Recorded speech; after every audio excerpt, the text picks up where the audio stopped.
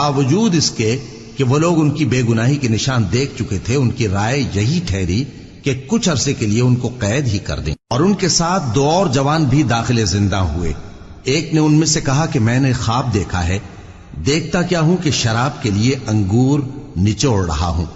دوسرے نے کہا کہ میں نے بھی خواب دیکھا ہے، میں یہ دیکھتا ہوں کہ اپنے سر پر روٹیاں اٹھائے ہوئے ہوں اور پرندے ان میں سے کھا رہے ہیں، تو ہمیں ان کی تعبیر بتا دیجئے کہ ہم تمہیں نیکوکار دیکھتے ہیں۔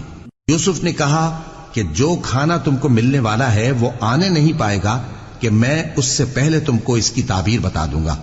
یہ ان باتوں میں سے ہے جو میرے پروردگار نے مجھے سکھائی ہیں۔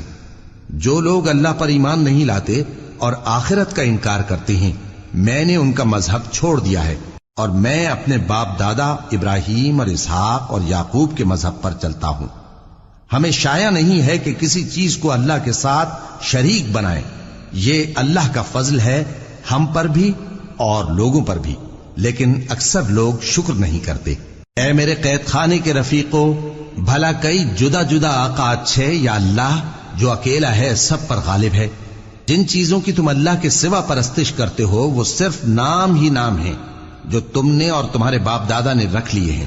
اللہ نے ان کی کوئی سند نازل نہیں کی۔ سن رکھو کہ اللہ کے سوا کسی کی حکومت نہیں ہے۔ اس نے ارشاد فرمایا ہے کہ اس کے سوا کسی کی عبادت نہ کرو، یہی سیدھا دین ہے، لیکن اکثر لوگ نہیں جانتے۔ اے میرے قید خانے کے رفیقو، تم میں سے ایک جو پہلا خواب بیان کرنے والا ہے وہ تو اپنے آقا کو شراب پلایا کرے گا، اور جو دوسرا ہے وہ سولی دیا جائے گا اور پرندے اس کا سر نوچ کھائیں گے۔